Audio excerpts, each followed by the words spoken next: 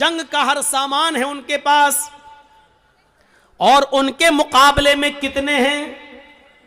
313। और ये 313 कौन है?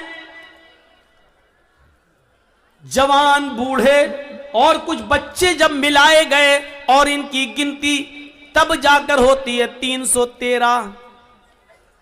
और इन 313 लोगों के पास, इन 313 सहाबा के पास सिर्फ 2 घोड़े हैं।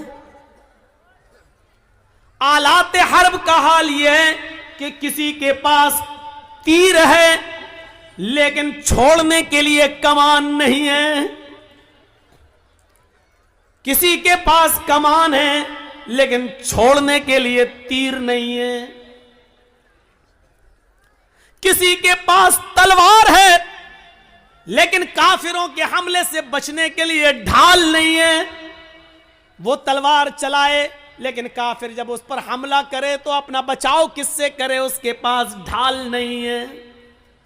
अगर किसी के पास ढाल है तो चलाने के लिए तलवार नहीं है। फिर भी जंग है, लड़ रहे हैं। जरा आपने गौर किया है, ये कोई मुकाबला था कि एक तरफ 1000 से ज्यादा और एक तरफ 313। एक सहाबी के ऊपर 3 से ज्यादा लोग, और इसके पास एक चीज है तो दूसरी नहीं, और उनके पास सब कुछ है।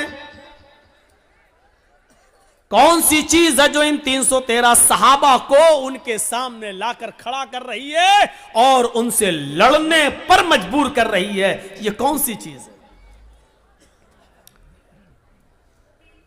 बताने की जरूरत नहीं, ये वही ईमान है। ये उसी ईमान की ताकत है। और ऐसी कंडीशन में अल्लाह के नबी सल्लल्लाहु अलैहि वसल्लम का सर सजदे में है जमीन पर। बद्र के मैदान में एक जानिब आपने अपनी पेशानी कच्ची जमीन पर रख दी है और सजदे में गिरे हुए हैं और ये दुआ कर रहे हैं सजदे में, अल्लाहुम्मा ला तुहलिक हाज़िहिल असाबा इन तहलिक हाज़िल असाबा लन तुअबद बअदल यौमि क़त्तु। आय अल्लाह, ये मुट्ठी भर जमात, ये मेरे चंद सहाबा, ये 10 साल मक्के की जिंदगी में मेरे दावत और तबलीग का नतीजा मदीना आने के बाद इन्होंने मजबूर किया है। ये मेरी 10 साल की, मैं 13 साल की, ये मेरी मक्के की मेहनत। आए मेरे परवरदिगार, मेरी 13 साल मक्के की मेहनत के बाद ये 313 लोग इस्लाम लाए हैं। यही मेरी जमा है, यही मेरी पूंजी है, यही मेरा सरमाया है, यही 13 साल की मेहनत का नतीजा है जो मैंने निचोड़ कर तेरे सामने पेश कर दिया। इलाहुल आलमीन, अगर ये 313 मुसलमान आज हलाक हो गए, मुझ पर ईमान लाने वाले मिट गए, ये 313 अगर आज खत्म हो गए, इन 313 को अगर आज बर्बाद कर दिया गया, इनको काफिरों ने अपने हमले में शिकस्त दे दी, अगर आज ये इस दुनिया से मिट गए, लन तुअबद बअदल यौम, ऐ अल्लाह आज के बाद फिर कभी तेरी इबादत इस रूए जमीन पर नहीं होगी। आज के बाद फिर कोई अल्लाह अल्लाह कहने वाला ना होगा। आज के बाद फिर इस जमीन पर कभी सजदा ना किया जाएगा। अल्लाहु अकबर की निदा आज के बाद नहीं आएगी। ऐ अल्लाह, अगर तू चाहता है कि कयामत की सुबह तक तेरा नाम, तेरा दीन बाकी रहे, तो इन 313 मुसलमानों की हिफाजत फरमा। ये मेरी 13 साल की मेहनत का नतीजा है। आए अल्लाह, तू इनकी हिफाजत फरमा। ये नबी की उस वक्त की दुआ भी थी जो सजदे में आपने पढ़ी थी। सजदे में अकेले और तन्हा सजदे में हम भी दुआ करते हैं, कुछ नहीं होता। या रब्बी या रब्बी या रब्बी, अल्लाह मुझे ये दे, मुझे ये दे, मुझे ये दे। ऊपर से आवाज आती है, मेरे बंदे मैं तुझे क्या दूं? मांग तो तू ये रहा है, लेकिन दूं तो कैसे दूं? मतअमुहु हराम, जो खाना खाकर आया है वो हराम है। व मशरबु हराम, जो पीकर आया है वो भी हराम का है। व मलबसहु हराम, जो कपड़ा पहन के आया है वो भी हराम की कमाई का है। व गुज़िया बिल हराम, तेरे जिस्म में जो खून दौड़ रहा है वो हराम कमाई खा खाकर उसी का बना हुआ खून तेरे जिस्म में दौड़ रहा है। फ़अन्ना युस्तजाबु लिज़ालिक, ओ मेरे बंदे, मैं तेरी दुआ सुनूं तो कहां से सुनूं? तू पूरा का पूरा नापाक है, खाना तेरा नापाक, कपड़ा नापाक, पानी नापाक, बदन में जो खून दौड़ रहा है वो नजिस और नापाक। आए मेरे बंदे, मैं तेरी दुआ सुनूं तो कहां से सुनूं? अल्लाह सुनता नहीं है, ऐसे सुन लेगा अल्लाह? 13 साल की मेहनत के बाद का अल्लाह ये 313 बर्बाद हो गए, तो कभी इस रुए जमीन पर तेरी इबादत नहीं होगी। अल्लाह अल्लाह कोई नहीं कहेगा। ईमान का जज्बा देखिए, क्या था ईमान। 1000 से लड़ रहे। इमाम अहमद इब्न हंबल के पास एक औरत आती है, गौर करके देखिए इस औरत के सवाल के बाद हमारी हैसियत क्या रह जाती है, जरा तसव्वुर कीजिए। एक औरत आती है, कहती है कि इमाम साहब एक मसला पूछने आई हूं। कहा क्या मसला पूछती हूं? कहा मैं चरखा चलाती हूं। चरखा जानते हैं ना, महात्मा गांधी वाला चरखा मालूम है ना? हम लोगों के यहां तो आज भी लगे हुए हैं कहीं कहीं। जो लोग हैंडलूम हाथ से कपड़ा बनाते हैं वहां चरखे भी हैं, हाथ से फिरता है, सूत काटते हैं। तो क्या कहती है इमाम अहमद इब्न हंबल से वो औरत कि इमाम साहब मैं चरखा चलाती हूं और दूसरे लोगों का सूत मजदूरी पर काटती हूं और उनसे मजदूरी लेती हूं। कभी कभी मैं रात में भी चरखा चलाती हूं। जब मेरे पास तेल होता है। इस औरत के सवाल के बाद हमारी हैसियत क्या रह जाती है? सुने हमारी मां बहनें, औरतें ऐसी भी गुजरी हैं। सिर्फ लाइट मारने वाली औरतें हर वक्त नहीं होती हैं। सुने इमाम साहब, मैं कभी कभी रात में भी चरखा चलाती हूं। जब मेरे पास चिराग जलाने के लिए तेल होता है तो मैं चिराग जलाकर उसकी रोशनी में चरखा चलाती हूं, सूत काटती हूं। इमाम अहमद इब्न हंबल फरमाते हैं अल्लाह तुम्हारी रोजी में बरकत दे, रिस्क में बरकत दे।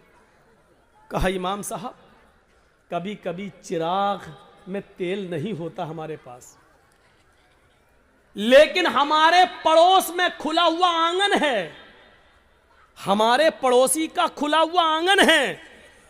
कभी कभी उस आंगन में रोज चिराग जलता है, वो मेरे पड़ोसी का चिराग है, लेकिन वो अपने घर में अपने आंगन में चलाता है और उस आंगन में उस चिराग की रोशनी कभी कभी मेरे घर पे आती है।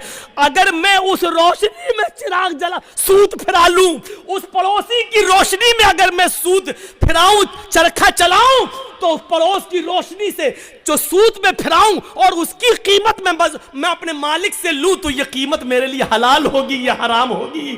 क्या मैं उस रोशनी में जो चरखा चलाकर जो पैसा कमाऊं वो मेरे लिए जायज होगा या नाजायज होगा?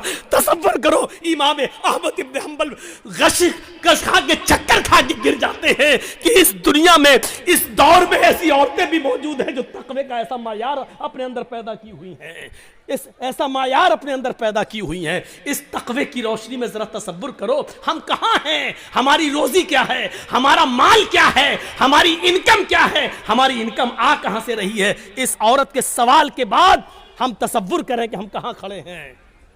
फिर कहते हैं कि ये हमें परेशान कर रहा, वो हमें परेशान कर रहा, फला का अज़ाब। कुछ नहीं, हमारे आमाल हमें परेशान कर रहे हैं, हमारे करतूत हमें परेशान कर रहे हैं, हमारी बदअमली हमें परेशान कर रही है। अहमद इब्न हंबल रहमतुल्लाह अलैह ने कोई जवाब नहीं दिया, सिर्फ इतना कहा, अय अल्लाह की बंदी, अगर तुम्हें लगता है तुम उससे मांगने तो नहीं गई हो, तुमने चोरी तो नहीं की है। अगर उसके आंगन में रोशनी जल रही है और वो तुम्हारे आंगन में आ रही है, तो मेरे हिसाब से इमाम अहमद इब्न हंबल ने कहा, उस रोशनी में, चिराग की उस रोशनी में अगर तुम सूत काट लेती हो तो मेरे हिसाब से कोई गलत तो नहीं है, लेकिन फिर भी अगर तुम परहेज करो और बचो तो ये तुम्हारे लिए ज्यादा बेहतर है। ये अहमद इब्न हंबल का जवाब था, जबकि चोरी नहीं थी। वो जला रहा है, दरवाजा नहीं है, आंगन से आंगन मिला हुआ है और उसके आंगन से उस चिराग की रोशनी यहां आ रही है, तो इसमें भाई आप ये लाइट जल रही है, अब इधर रोशनी जा रही है, तो उस आदमी का क्या कसूर है? तुम अगर चाहते हो कि मेरी रोशनी मेरे घर तक रहे तो तुम्हें अपने घर का इंतजाम करना है, लेकिन अगर आपके घर की रोशनी और आपके बल्ब की रोशनी मेरे घर आ रही है और आप ये कहें कि अपना मेरी रोशनी तेरे घर क्यों आ रही है, हट अपना घर तोड़, तो आप गलत है ना। जरा तसव्वुर करो, अहमद इब्न हंबल ने जब वो औरत जाने लगी, वो बूढ़ी औरत, तो अहमद इब्न हंबल रहमहुल्लाह ने लोगों से पूछा कि ये जिस बाप की बेटी है, इसका बाप कोई मामूली शख्स नहीं होगा, ज़रूर किसी अच्छे और नेक बाप की तरबियत होगी जिसने ऐसी नेक बेटी पैदा की है। ज़रा तसव्वुर करिए,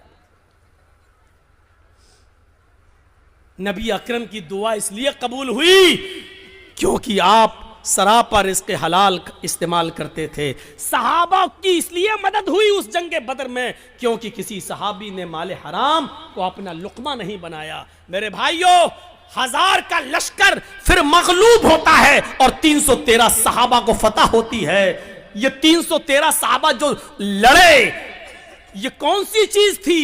ये वही ताकत थी, वही स्पिरिट थी। कौन सी? ईमान। अगर ईमान ना होता तो लड़ते? कुछ ना कुछ देर के लिए भी मानना पड़ेगा कि इस लड़की ने जो जज्बात में आके नारा लगाया था कर्नाटक में, इसके अंदर भी कुछ ईमानी हरारत थी, तभी तो ये अल्लाह अकबर का लफ्ज निकला है। इसका इनकार नहीं किया जा सकता। और बाद में पता चला कि उस बच्ची का बाप आलिम है, वो एक मौलाना की बच्ची है, तो जाहिर बात है कि तरबियत तो अच्छी रही होगी। वरना आजकल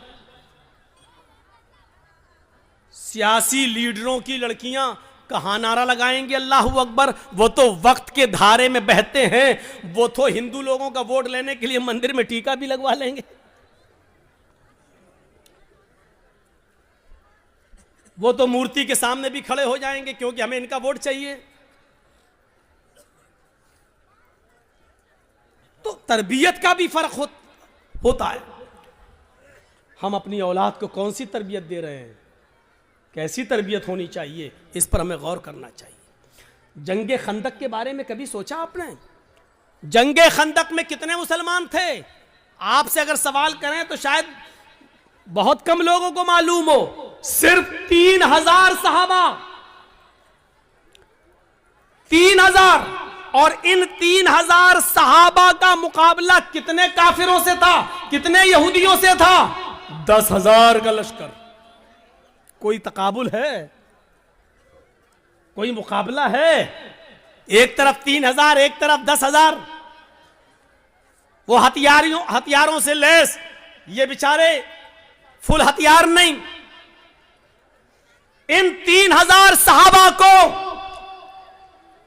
जंगे खंदक पर काफिरों से लड़ने के लिए अपनी रजामंदी का इजहार जो इन्होंने किया, ये 3000 सहाबा के दिल में जो 10,000 का खौफ नहीं था, वो खौफ निकालने वाली ताकत क्या थी? अगर आपसे सवाल करें तो मेरी इतनी तकरीर के बाद जो 1 घंटे से ज्यादा बोलते हुए मुझे हो गया, आप इस नतीजे पर पहुंच गए होंगे कि 3000 सहाबा जो 10,000 के मुकाबले में खड़े हुए हैं और लड़ रहे हैं, ये सिर्फ ईमान की ताकत थी। वो 10,000 से नहीं डर रहे हैं, वो सिर्फ ईमान की ताकत है। उनके दिलों में अगर डर है तो सिर्फ एक अल्लाह का डर है, वो किसी का खौफ उनके दिलों में मौजूद नहीं है।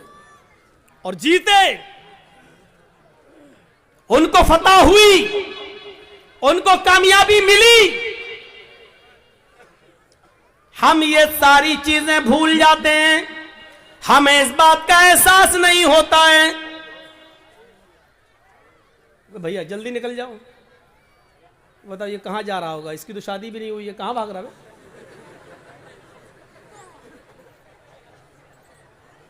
वो देखो वो चाचा उठ के जा रहे हैं।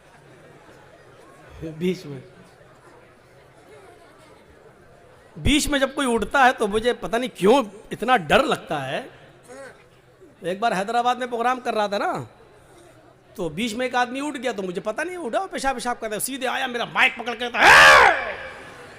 और माइक वाइक फेंक दिया उठा के। और फिर उसके बाद अंडे चले, टमाटर चले, जूते चले, चप्पल चली।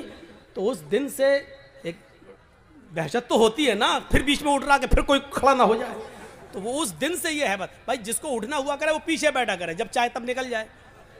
जो आदमी आगे बैठते हैं उनको मालूम है ना उनको कितनी बार पेशाब आता है, ज्यादा आता तो पीछे बैठो। और मेरी तकरीर हो रही है, पता नहीं पेशाब क्यों नहीं रोक पाते हैं आप लोग। लोग तो दिल की धड़कनें रोक लेते हैं।